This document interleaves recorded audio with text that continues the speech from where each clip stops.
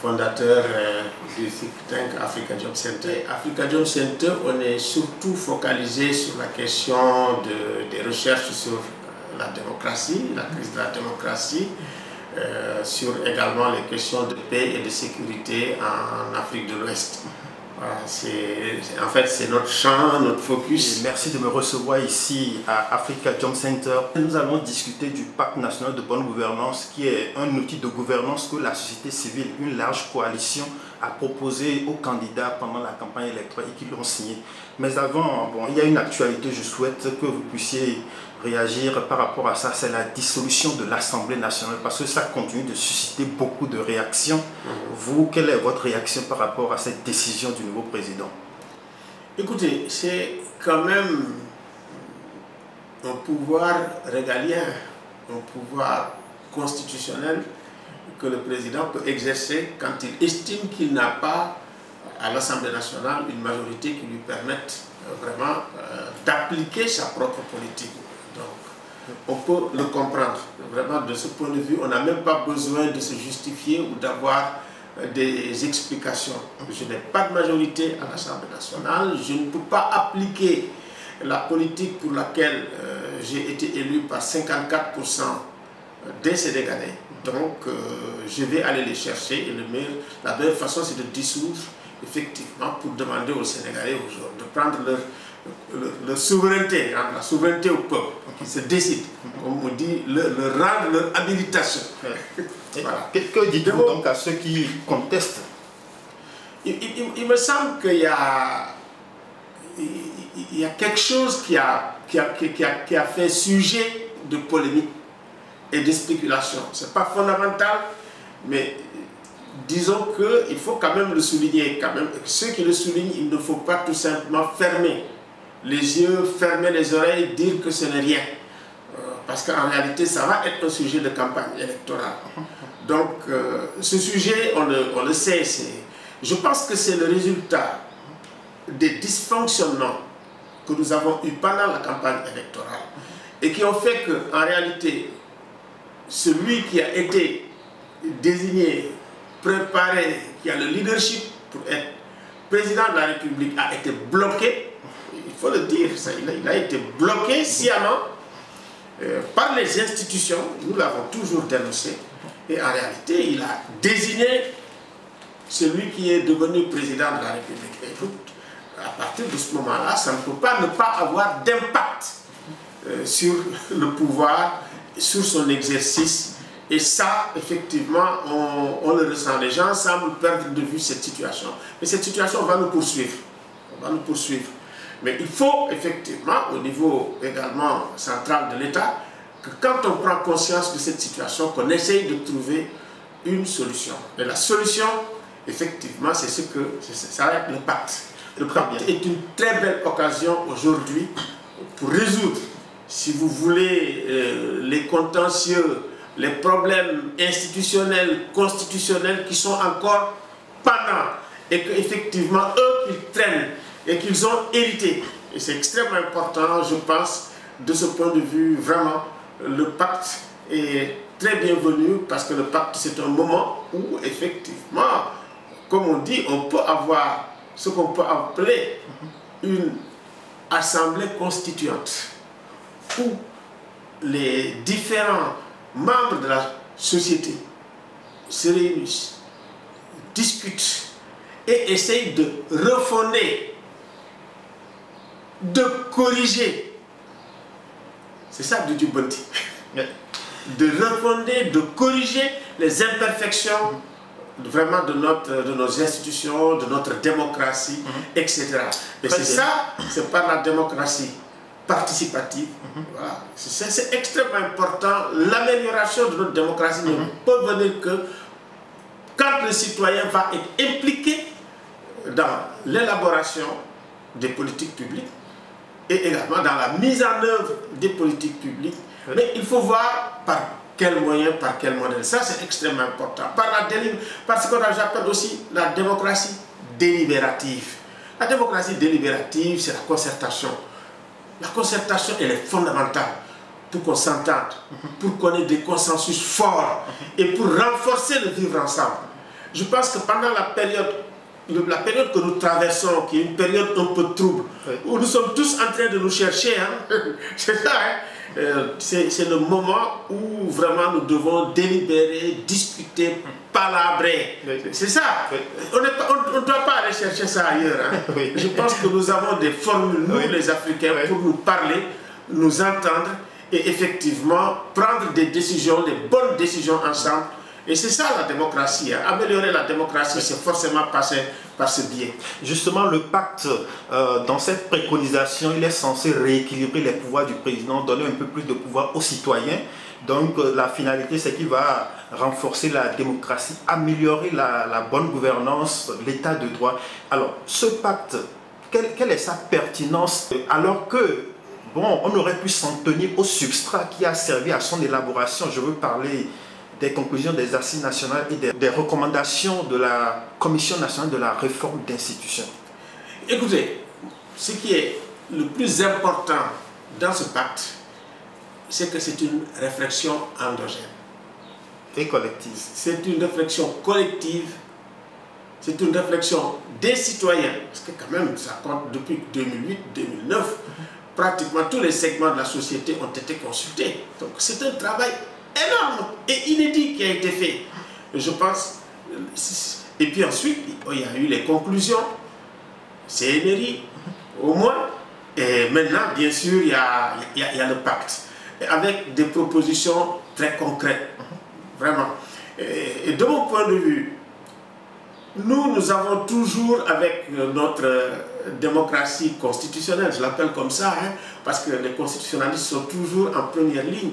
Je pense que la politique, ce n'est pas seulement l'affaire des juristes, c'est l'affaire, je pense, de tous. Les philosophes politiques ne sont pas souvent utilisés, ne parlent pas beaucoup à l'époque. D'ailleurs, des années 70-80, les philosophes parlaient plus. Voilà. Et les sociologues, bon, il y a les sémiologues, parce que moi je suis un peu dedans aussi. Okay. Je pense que c'est tout ça. Oui. Et cette réflexion endogène, on ne peut pas mettre ça dehors. Je pense que la meilleure rectification pour les États africains, qui ont toujours, si vous voulez, fait du copier-coller. Et là, tout de même, c'est une réflexion qui est partie de la base, qui est venue en haut et qui continue. Et de mon point de vue, et ça je vais interpeller le pouvoir actuel, c'est très important.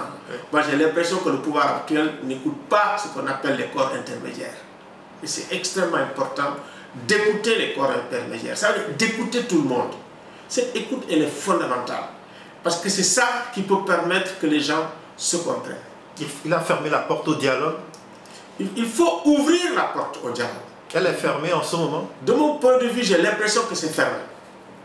C'est fermé. Juste après 3 mois déjà? Après 3 mois, moi j'ai l'impression que les portes du dialogue sont fermées. Or, il me semble que dans cette période trouble, et dans cette période électorale, surtout pendant la période électorale, c'est la période du dialogue avec toutes les parties, du dialogue pour construire du consensus, pour que les choses, pour que tout le monde s'entende sur ce qu'on appelle la transparence du processus électoral, et que quand on a un résultat, comme d'habitude au Sénégal, que tout le monde s'accorde à reconnaître que les résultats là sont de bons résultats. Éviter ce qu'on a connu les dernières années, vraiment pour les législatives, il y avait beaucoup de tensions, il y avait de la violence, parce que quand même nous nous étions investis pour ça, pour les législatives. Pour les présidentielles, n'en parlons pas. Ça veut dire qu'il faut aujourd'hui faire en sorte que l'élection soit une chose banale. Que la succession au pouvoir soit une chose banale. Et qu'on n'ait pas de stress à l'approche des élections. Qu'on n'ait pas de stress à l'approche des élections. De peur.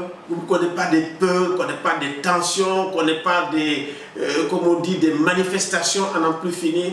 Il faut qu'on ait une démocratie mature, une démocratie apaisée, une démocratie avec de la sérénité.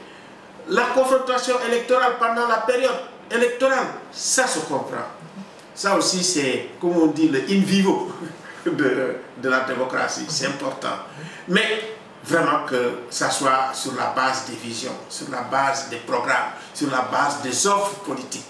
Et c'est ça qu'on veut entendre. Je pense que le moment est bon pour que ceux qui ont des projets les présentent et qu'effectivement, en dernière instance, après avoir écouté un bon débat de haut niveau, bon, que les gens, que le peuple tranche de la façon la plus démocratique et qu'on respecte effectivement les choix du peuple. Mais je reviens là-dessus. Il faut effectivement que l'agenda du dialogue, de la concertation, franchement, que ça soit quelque chose qui soit comme on dit, que ce soit ancré, dans la culture politique sénégalaise. C'est extrêmement important. Et ça, c'est une recommandation que je fais aux nouvelles autorités de répondre aux appels du dialogue, que ce soit les partis politiques, la société civile et autres, de manière à ce que vraiment qu'on ait un processus électoral des législatives, ça fait quand même un de leurs premiers défis, le premier défi électoral du nouveau gouvernement. Il faut que ça soit un succès. Alors, je présume que vous, de la société civile, vous devez être perplexe quant au silence absolu que le président de la République oppose à ce pacte qu'il a signé. Bon, c'est vrai qu'il y a beaucoup d'urgences qu'il a trouvées sur place, mais il a quand même beaucoup de collaborateurs à qui il peut recommander de prendre contact avec les acteurs de la société civile pour voir dans quelle mesure il peut accompagner la mise en application de ce pacte, puisqu'ils l'ont toujours dit. Alors, puisque jusque-là, bon, il n'a pas eu cette attitude-là, est-ce qu'il vous arrive peut-être de penser que le président pourrait avoir renoncé quelque part ou bien avoir dit que bon, finalement, le pacte, ça ne m'intéresse pas? Bon, je pense que c'est dans l'intérêt du président de la République, c'est dans l'intérêt du nouveau pouvoir actuel de pouvoir vraiment discuter, écouter les propositions qui viennent de la société civile. Ça a toujours été comme ça. C'est pour la première fois de mon point de vue d'ailleurs que quand la société civile demande une audience, qu'elle n'ait pas. C'est la première fois.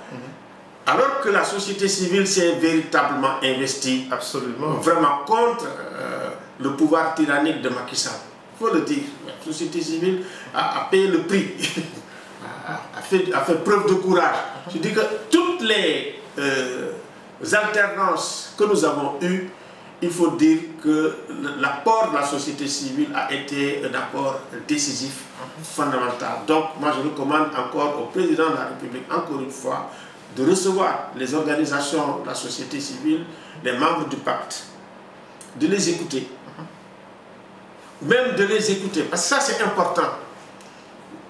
Parce que quand vous répondez et vous écoutez ces gens, les gens, c'est parce que vous les reconnaissez. Et vous reconnaissez leurs droits, leur rôle, leur place dans la société.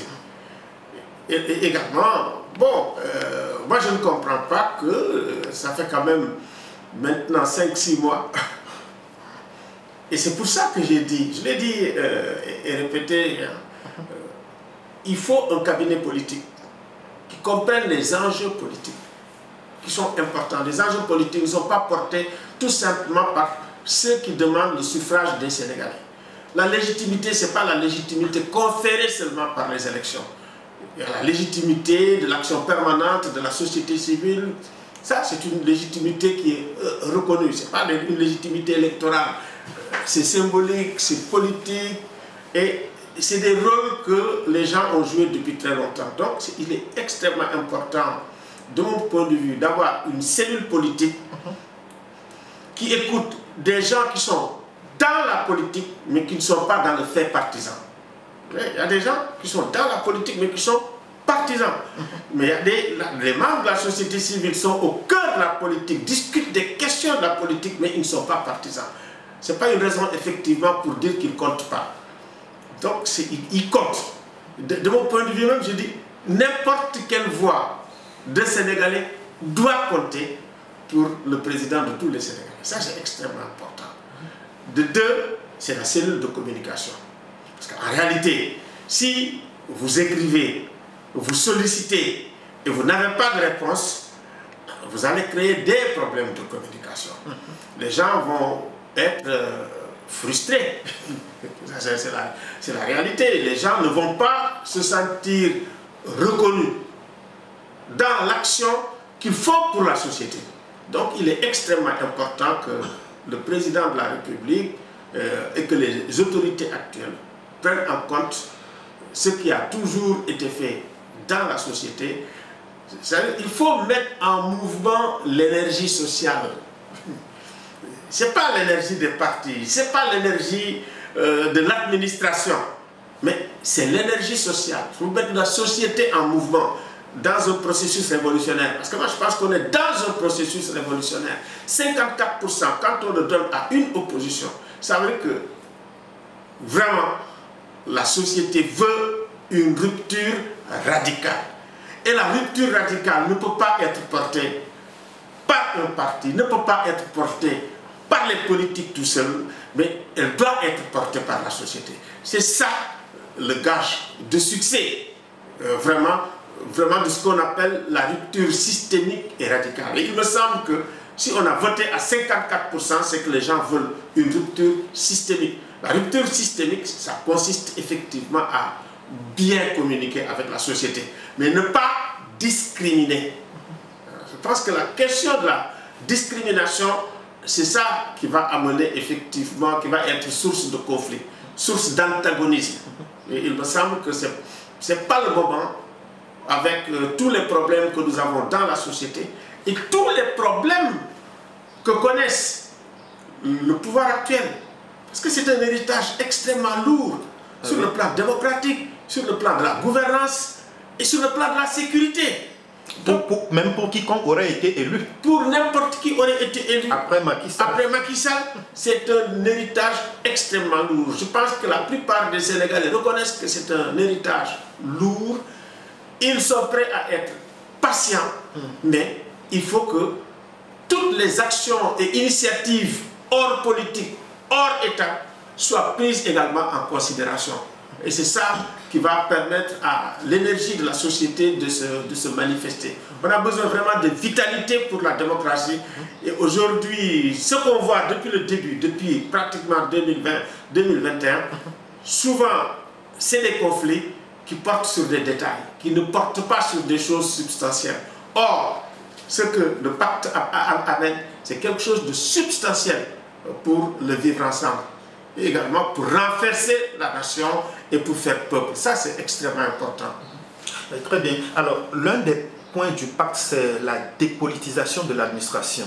Mais on a un peu le sentiment que le régime actuel tente plutôt de la repolitiser davantage. Je vous cite les déclarations récentes du ministre de la Santé qui dit que quand il reçoit les CV, il priorise les CV des membres du PASTEF. Alors, est-ce que cette vision des choses est dangereuse pour le pays? Écoutez, ce qu'il faut éviter, c'est la continuité de ce qu'on a connu depuis le Parti socialiste. Ça veut dire avoir un État partisan, un État parti ou un parti-État. Ça, nous l'avons connu avec les socialistes, nous l'avons combattu. Et au moment où je me rappelle de 2000, 2000 était un basculement fondamental où les gens, franchement, ont rêvé d'avoir ce qu'on appelle un État impartial. Et ça a été un État très politisé à partir de 2000. Et c'est pour ça qu'effectivement, qu'il y a eu les assises nationales. Pour dire, mais écoutez, plus jamais on ne peut vivre ce qu'on a vécu à l'heure actuelle. Et avec Macky Sall, ça a été pire. L'État était vraiment politisé et à un point, vraiment, comme on dit, de non-retour. Et moi, j'ai entendu le président actuel parler également d'une administration qui soit une administration impartiale, une administration neutre, et la question également des appels d'offres, tout cela a été fait. On peut comprendre effectivement qu'il n'est pas pour le moment la majorité à l'Assemblée nationale pour appliquer leur politique, mais il est évident que ce qu'on a vu depuis le début nous inquiète. C'est une source d'inquiétude et il faut le dire, nous avons l'impression, effectivement, moi je l'ai même dit, que l'État pastéfien se mettait en place petit à petit. Mais aujourd'hui... Ils ne vous ont pas raté. Ils n'ont pas raté, oui. Mais aujourd'hui, l'impression que en fait, ça se met en place de façon massive. Et ça, effectivement, vous avez cité le ministre de la Santé qui a essayé quand même de corriger, mais tout de même, ça donne l'état d'esprit de ceux qui gouvernent. Et il n'est pas trop tard pour faire du Jubanti. Il n'est pas trop tard aussi pour écouter les critiques. Ça veut dire les critiques constructives. Et les critiques qui permettent effectivement vraiment d'aller vers l'essentiel. Parce que la question d'une administration partisane, ça vient quelque chose de fondamental et de républicain. C'est l'égalité, l'égale dignité des citoyens pour l'accès à la fonction publique. Citoyens sénégalais doivent effectivement avoir des chances égales pour les fonctions publiques, les fonctions de direction. C'est pour ça que les appels d'offres mettent les gens à égalité et va permettre effectivement aux plus méritants peut-être d'accéder à cette poste. C'est une proposition du pacte. C'est une proposition du pacte. Mais à l'ultime, est-ce que ce point-là, est-ce que c'est faisable? Parce que les gens viennent au pouvoir avec des équipes, les gens qui les ont accompagnés. Après, quand il s'agira de nommer, la tendance naturelle, c'est de prioriser et de caser les copains, les coquins d'abord. C'est une bonne question. Oui. Mais il me semble qu'on peut dire, tiens, voilà, nous, en venant, nous avons été soutenus par des gens. Et on peut peut-être définir des postes qu'on peut dire des postes politiques. Mais quand il s'agit de postes qui sont purement techniques, que tous les partis politiques au Sénégal se disent, pour ces postes techniques, on va choisir parmi les meilleurs des Sénégalais. Il y a des cabinets, il y a des postes qui sont des postes politiques. Personne ne peut discuter qu'il existe des postes politiques pour dire ce sont des hommes de confiance qu'on met là-bas dans ces postes. Mais quand il s'agit vraiment de directions, qui sont des directions, si vous voulez, comme on dit, où l'on a besoin de compétences, mais il faut vraiment ouvrir la porte à toutes les compétences. Du temps de Senghor, c'était comme ça. Hein? C'est pour ça que d'ailleurs on a ouvert les écoles, les concours qui permettent aux gens d'y aller, de se former et d'occuper les postes. Maintenant, je pense qu'il faut revenir à cette orthodoxie. Le président a fait un discours inaugural magnifique, fantastique, où pratiquement toutes ces préoccupations ont été prises en charge. Mais vraiment, au pouvoir, on sent qu'il y a des problèmes. Mais on peut le comprendre. Moi, je dis tout le temps, même quand on est au pouvoir, on peut tomber, se relever et marcher. Et c'est tout à fait normal que quand on a aussi une équipe jeune qui commence, il faut comprendre effectivement que, bon, qu'il y ait des problèmes, même les gens expérimentés peuvent avoir des problèmes, a fortiori des gens très jeunes. Ça veut dire que si on a choisi, si les Sénégalais choisissent des gens jeunes pour leur dire on vous fait confiance, mais c'est une responsabilité extraordinaire. Ça veut dire que les Sénégalais ont même le devoir de dire, ben écoutez, on va vous accompagner. Et je pense que les Sénégalais sont prêts à accompagner. Mais il faut ouvrir les portes, il faut ouvrir les oreilles, il faut se concerter, il faut dialoguer et il faut avoir vraiment l'attitude, comme on dit, de la maman qui a des jumeaux. Voilà. Et mettre vraiment, reconnaître que tous les Sénégalais également ont le droit de participer, ont une voix, ont le droit d'être entendus. C'est ça qu'on attend de tous les pouvoirs qui arrivent. Et pas de gestion solitaire du pouvoir. Pas de gestion solitaire. Ça veut dire que tant que vraiment il y a une bonne concertation avec toutes les parties prenantes sur les questions fondamentales, sur les énormes à l'heure actuelle, les difficultés sont énormes à l'heure actuelle et une bonne communication avec le peuple, je pense que ça permet vraiment d'adoucir, de faire comprendre et les autres vont prendre en charge ces questions. Alors, la reddition des comptes, c'est aussi un point qui figure en bonne place dans le pacte. Les audits sont en cours, mais récemment, dans une sortie du Premier ministre, il semblait dire que, bon, voilà, ceux qui ont commis des crimes économiques, bon, bientôt, ils vont voir ce qu'ils vont voir, en disant que les choses vont démarrer dans une semaine ou un mois. Mais pourquoi ne pas laisser la justice travailler sereinement pour ces dossiers-là et que lui, l'exécutif, il reste dans ce qui lui est attribué comme pouvoir? Moi aussi, j'ai été très surpris. Je pense qu'il n'y a pas un Sénégalais vraiment rationnel qui est contre la reddition des comptes. Tous les Sénégalais sont d'accord. D'ailleurs, c'est une demande sociale. nous avons beaucoup lutté pour ça, nous avons fait des communications pour ça, nous avons rencontré le gouvernement ancien sur la question, par exemple, de la Covid-19, et nous avons rencontré même la Banque mondiale pour en parler. Donc, sur ces questions. Donc, les gens sont radicaux sur la question vraiment de la reddition des comptes. Mais il faut respecter les procédures. Ça, c'est extrêmement important. C'est l'affaire d'abord de ceux qui font les rapports, de toutes ces institutions qui font les rapports, les corps de contrôle et les corps de contrôle. Ils le font, on transmet à la justice. Je pense que le gouvernement, s'il veut se protéger et ne pas avoir un soupçon de revanchard, ils n'ont qu'à laisser les corps de contrôle faire leur travail, la justice faire son travail. C'est ça aussi, ça veut dire le respect d'abord de la présomption d'innocence et le respect des procédures. Parce que quand vous respectez exactement le respect des procédures judiciaires, et les procédures judiciaires, c'est le fait de dire, écoutez, le juge, vous avez vos dossiers. Et le juge peut faire sa liste. Monsieur, voilà, vous n'êtes pas autorisé à sortir du pays. Oui. Il le sait, il va pas aller à l'aéroport. Oui.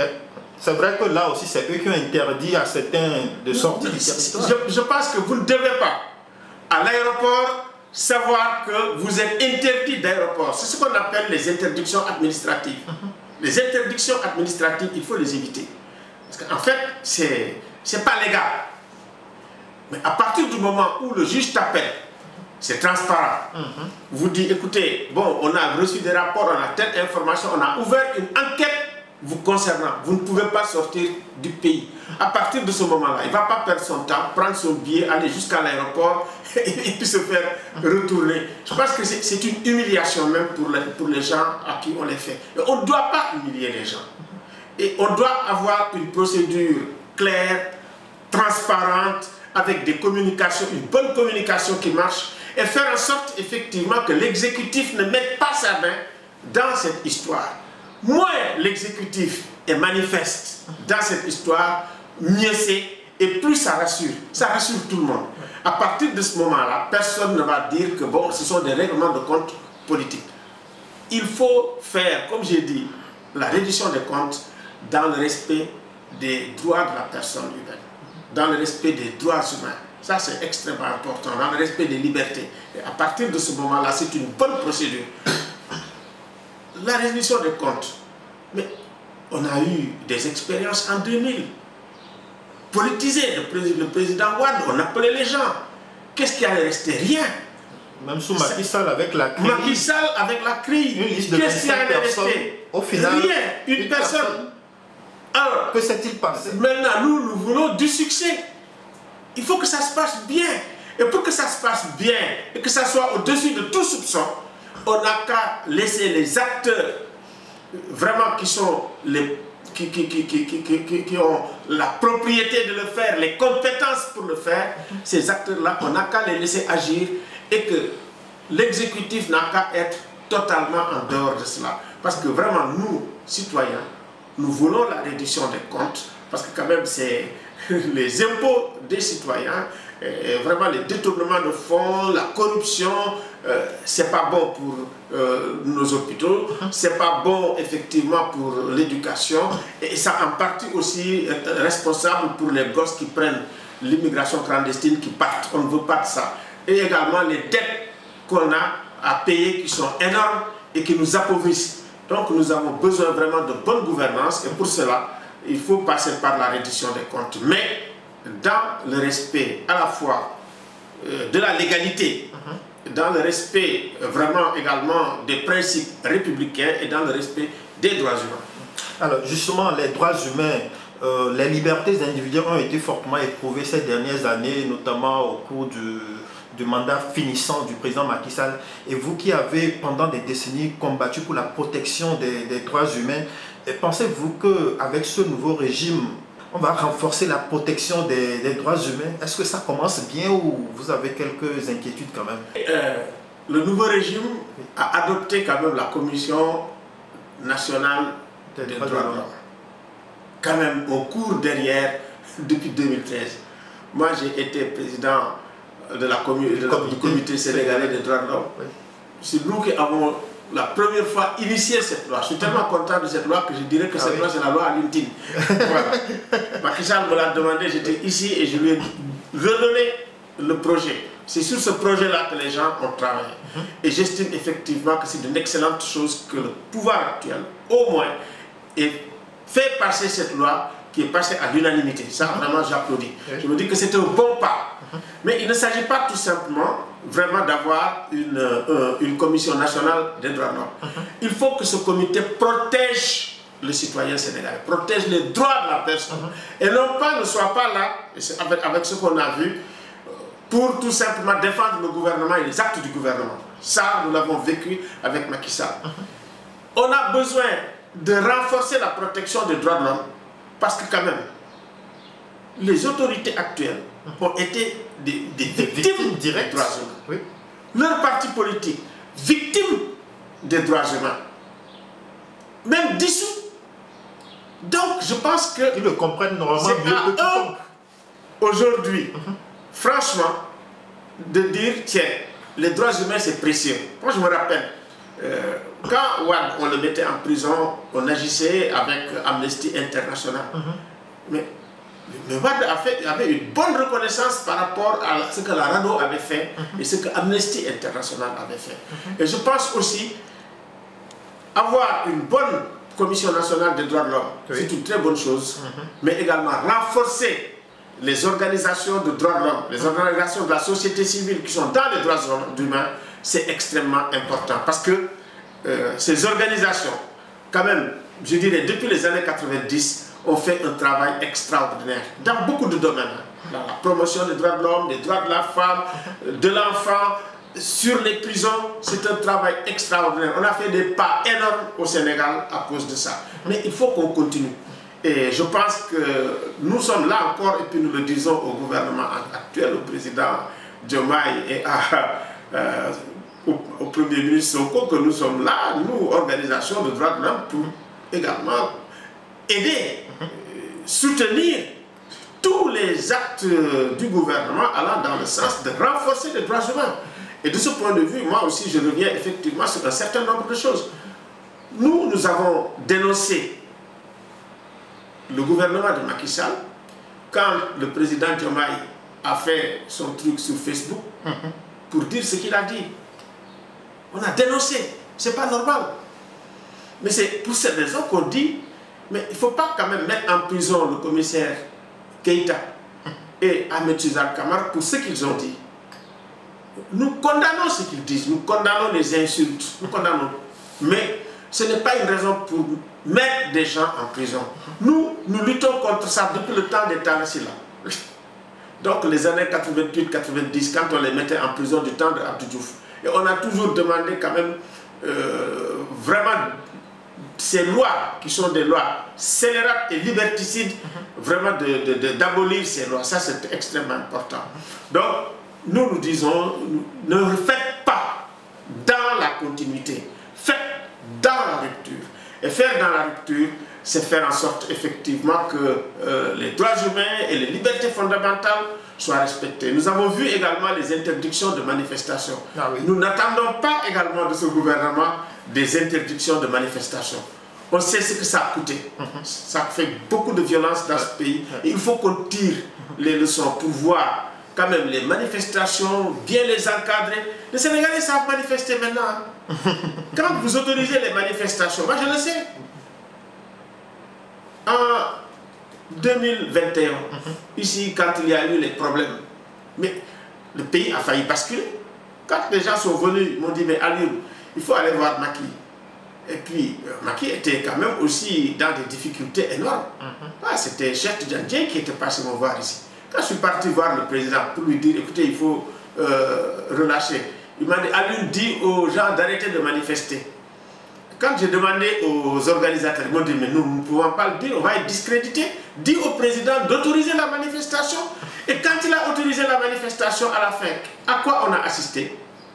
Mais une fraternisation entre les policiers et les jeunes. Parce qu'eux-mêmes l'ont compris. Il y a un jeune qui m'a dit, Macky Sall veut nous pousser à aller casser et nous ne l'avons pas le fait. Voilà. Et quand il a autorisé, tout s'est calmé. Donc les Sénégalais, ils ont une culture de la manifestation, ils savent manifester, exprimer leur colère. Si vous autorisez, ils manifestent et puis ils rentrent tranquillement. Et je pense que cette culture-là, nous devons la maintenir. Parce que aussi, quand les gens sortent ce qu'ils ont sur le cœur, ils ne vont pas aller prendre des kalachnikovs, des pierres ou autre chose. Et il faut petit à petit, dans la société dans laquelle on est, faire en sorte effectivement de mettre des coussins pour amortir les chocs, les ressentiments, les haines. C'est extrêmement important de le faire. Oui, et les relations entre la presse et le pouvoir semblent aussi heurtées. Hein? Est-ce que vous avez des inquiétudes sur ce plan-là? Bien sûr que j'ai des inquiétudes. C'est vrai que ce n'est pas la première fois que ça arrive. Les syndicats de journalistes ont été formés, ont été très forts, les différentes corporations de journalistes. Et ils ont fait reculer les Diouf, ils ont fait reculer les Wade. Et même Macky. Et Macky quand même a plus ou moins collaboré. Bon, voilà, Macky a fait beaucoup de choses. Hein. Bon. Mais cette fois-ci, le fait de dire écoute patron de presse, moi j'ai été surpris. Le président quand même a donné par la suite des, comme on dit, des recommandations qui ont été suivies des faits. J'ai suivi et puis bon, ils les ont mis avec le ministre, je pense, des Finances, hein, de l'économie et des Finances. Ils ont bien discuté et puis bon, j'ai entendu le patron, comment il s'appelle, Mamoudou Ibrakan, qui dit bon, ils sont plus ou moins satisfaits. Donc c'est une très bonne chose, c'est une bonne fin. Pour ça, vraiment, bon, on espère que, bon, ce que le président a demandé, qu'on essaye d'avoir des assises et puis de voir les problèmes et de les régler, il faut aller dans le sens des recommandations faites par Bassirou Diomaye Faye et qui sont de très bonnes recommandations de mon point de vue. Alors, Alioune Tine, ce nouveau pouvoir est venu avec un nouveau référentiel de développement qu'il a appelé le projet. Et le président Macky Sall avait mis en œuvre depuis 2013, je crois, au 14, le PSE. Mais eux, ils sont venus avec leur projet. Un écrivain béninois, Olem Belikenom, dit que c'est au bout de l'ancienne corde qu'on tisse la nouvelle. Est-ce qu'on va faire table rase de ce qui avait été commencé à être fait, améliorer les points faits pour continuer? Écoutez, c'est extrêmement difficile la situation dans laquelle se trouve le nouveau pouvoir avec le projet de rupture systémique. Parce qu'en fait, les freins, des fois les plus invisibles, qu'on ne voit pas, et qui sont là pour la continuité, c'est des freins exogènes de mon point de vue, déjà. Vous gagnez les élections, vous faites votre projet, vous vous asseyez pour, comme on dit, l'alternance démocratique, et vous allez trouver les documents de la Banque mondiale et de l'FMI. Je pense que c'est ça. Je pense que parmi les pathologies de la démocratie, il faut quand même signaler les institutions financières internationales avec leur logique néolibérale. Je pense que aussi elles sont nocives pour la démocratie. Enfin, ces institutions sont nocives pour la démocratie. Les recettes qu'ils donnent sont des recettes qui ne développent pas les pays. Ça, il faut quand même le reconnaître. Et il est évident que dans les années 80, 90, il y avait des dénonciations de ces institutions. Mais la malgouvernance et la corruption des gouvernements africains ont fait oublier que vraiment les potions, comme on dit, de la Banque mondiale et du FMI étaient des poisons. Et puis maintenant, il faut aussi, c'est vrai que autant il faut voir comment réformer ces institutions internationales qui ne nous développent pas, qui ne donnent pas de contenu aux alternances politiques, des alternances sans alternative. Voilà. Maintenant, ça aussi, ce n'est pas un combat d'un pays, c'est le combat de toute l'Afrique réunie. Je pense que c'est un peu le combat des BRICS. Je pense que si les BRICS mettent également leur banque en place, peut-être que ça va obéir à une toute autre logique que la logique de la Banque mondiale. De deux, c'est la dette. Moi, je pense qu'on ne travaille pas beaucoup pour vraiment qu'on annule la dette africaine. On en parle un peu, mais on ne revient pas. Mais quand on regarde les problèmes auxquels nous sommes confrontés sur le plan social, quand on regarde les crises, quand on regarde dans les communautés, quand on regarde les conflits que nous avons dans toute la sous-région, ça n'existait pas. Et ça aussi, c'est l'extrême pauvreté. C'est les fractures sociales, c'est les inégalités sociales qui sont extrêmement profondes. Les inégalités dans notre sous-région, c'est parmi les plus profondes de la sous-région. Donc, toutes ces questions-là, vraiment, ce sont des questions que nous devons discuter pour aussi que les démocraties que nous avons ne meurent pas. Pour qu'en réalité, on ne vote pas pour rien. Parce que vous votez, vous exprimez une volonté générale, vous exprimez la souveraineté du pays et vous avez un organe extérieur qui vous dit voilà ce que vous devez faire. Ça, c'est aussi une question pour les démocraties africaines. Et même sur le plan international, parce qu'aujourd'hui, il n'y a pas que la Banque mondiale et le FMI, les institutions financières, mais il y a également aussi ces firmes internationales qui interviennent, qui exploitent les ressources, qui ont des forces aujourd'hui et des influences supérieures aux États. Et quand on regarde le problème de la raffinerie, comment il s'appelle Dangote et le Nigeria, il me semble que ça mérite beaucoup de réflexion aujourd'hui pour dire comment on peut bâtir des économies endogènes et renforcer aussi, comme on dit, nos capitaines d'industrie ici au Sénégal. Parce que pour passer à l'industrialisation, la phase d'industrialisation, ce sont les problèmes que nous avons. Donc maintenant, je me dis, on ne peut pas aussi compter que sur le pétrole, le gaz et les ressources minérales. Il faut compter sur les intelligences africaines pour l'innovation, la recherche. Donc ce sont ces institutions qui risquent d'entraver l'implémentation du projet au détriment de la construction. De mon point de vue, il y a cela. C'est un point. C'est-à-dire que comment s'affranchir aujourd'hui des fourches codines de la Banque mondiale et des institutions internationales. De deux, le projet, si effectivement les Sénégalais ont adhéré au projet, il faut effectivement une véritable énergie sociale qui prenne en charge ce projet. Il faut mettre la société en mouvement. Mais si effectivement on met en place une épicratie pour dire que c'est des experts, on s'enferme dans les bureaux, on dit c'est comme ça que ça va se passer, ça va se casser la figure, comme la plupart des projets qui sont concoctés par des technocrates pour dire que bon, la société, là, elles ne sont pas encore mûres, ils ne peuvent pas comprendre. Non. Aujourd'hui, avec les moyens de communication, avec l'espace public qui est ouvert, très ouvert, je pense que la meilleure des solutions aujourd'hui, c'est travailler dans la transparence, avec une bonne communication avec l'ensemble de la société. Allez, pour terminer cet échange, je voudrais qu'on parle un peu de l'architecture du gouvernement actuel. Alors, je me rappelle en 2011, au plus fort de la contestation de sa troisième candidature, le président Abdoulaye Wade, lors d'une interview avec une chaîne panafricaine qui lui posait des questions sur ses rapports avec ses différents anciens premiers ministres. Il disait que de toutes les façons, un premier ministre, c'est un invité à une table et il doit savoir se tenir. Vous convenez avec moi que Sonko n'entre pas dans ce cadre-là. Ce n'est pas un invité à une table, il doit savoir se tenir. Puisque c'est lui qui aurait dû être président. Le cas de Sonko, c'est un cas inédit. C'est un cas véritablement inédit. Il faut quand même le reconnaître. Hein. Avec Sonko, on assiste, comme j'ai dit, à un décentrement du pouvoir. On n'a pas un hyper-président, mais on a un hyper-premier ministre.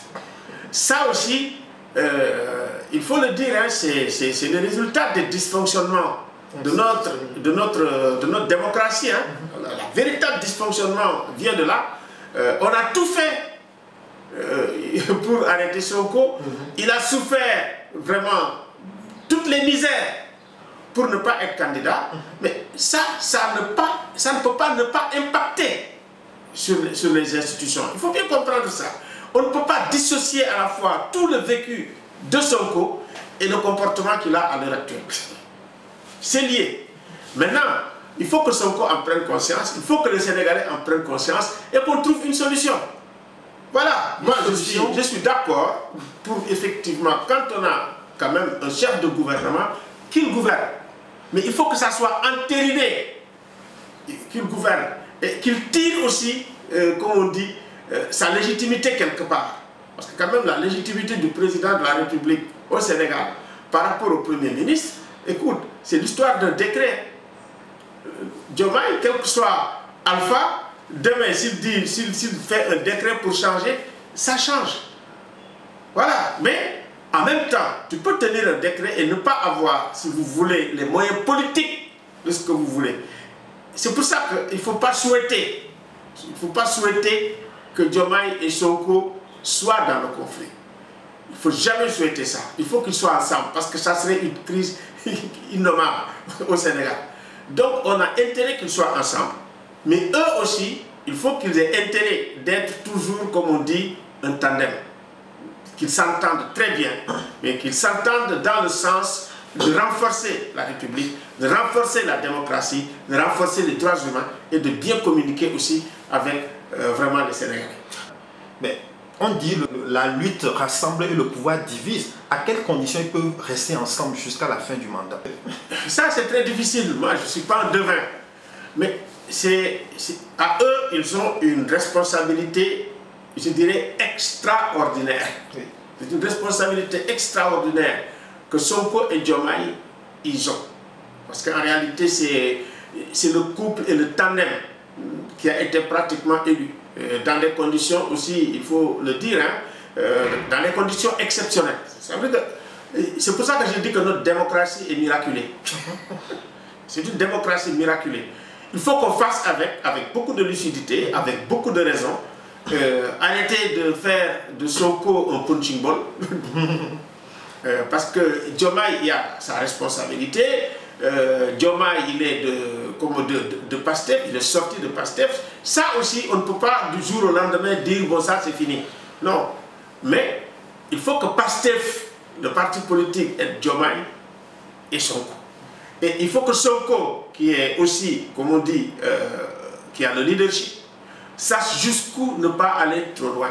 Ça, c'est très important aussi, parce que quand même, c'est toute une culture politique et institutionnelle qui est en train d'être bousculée. Donc, on a vécu une situation anormale, comme on dit, de dysfonctionnement du processus électoral, qui a aujourd'hui des impacts dans les institutions politiques. Il faut qu'on voit où ça se trouve le problème et qu'on essaye de le résoudre et qu'on avance. Alors, vous avez dit qu'il eût été bien que Sonko soit à la présidence comme chef de cabinet, je crois, mais d'autres le voient plutôt à l'Assemblée nationale. Est-ce que justement ça, ce n'est pas une meilleure formule pour qu'il ne soit pas trop proche au point d'avoir des frictions? Moi, je me dis, bon, Sonko, il a son tempérament, c'est pas aujourd'hui que tu vas enlever ça. Il a sa vision, oui. Il a sa stratégie. Oui. Tout ce qui a été fait dans le DPG, c'est pas improvisé. C'est une stratégie politique. Une stratégie politique de radicalisation de la démocratie. Est-ce que c'est adapté au Sénégal aujourd'hui? Ça, c'est un problème que je me pose. Et puis, bon, aujourd'hui, il y a, comme on dit, nos démocraties représentatives sont partout en panne. Il faut voir ce qui se passe en France. Quand même, depuis plus de 45 jours, il n'avait même passé. Hier, je pense qu'il a commencé à former le gouvernement. Et nous sommes une pâle copie de ces institutions. Absolument. Donc, c'est normal qu'on puisse avoir des problèmes et des pathologies démocratiques. Maintenant, c'est par la réflexion, par le débat, qu'on essaye d'analyser pour essayer quand même de dépasser cette situation-là. Bon, je pense qu'ils finiront par s'entendre. Ça veut dire qu'ils marchent, ils vont tomber, ils vont se relever, marcher, tomber, se relever et puis avoir un moment d'équilibre pour continuer. Mais bon... la meilleure formule, ce n'est pas que Sonko soit à l'Assemblée comme président de l'Assemblée nationale? Sonko, président de l'Assemblée nationale, ce serait très bien parce que Sonko, c'est un bon débatteur, c'est un bon politicien. Et agitateur, voilà, et puis ça permettrait effectivement aussi, on aura une bonne Assemblée nationale si on avait un Sonko président de l'Assemblée nationale. Ça, ce serait, c'est vrai, il a de l'autorité, voilà, il a du leadership. À l'Assemblée nationale, Sonko serait effectivement, ça ferait une bonne Assemblée. Et nous avons besoin d'une bonne Assemblée nationale. Vraiment, d'avoir les meilleurs députés. Et il faut qu'on nous fasse une bonne liste aussi bien au niveau de l'opposition et du pouvoir, pour avoir vraiment une assemblée qui reflète vraiment le dynamisme et la vitalité de la démocratie sénégalaise. Alors, Alioune Tine, je vous remercie infiniment pour ce temps que vous nous avez accordé pour discuter du pacte, de l'actualité politique. Grand défenseur des droits de l'homme, président de Africa Jom Center, qui travaille sur beaucoup de problématiques ici au Sénégal.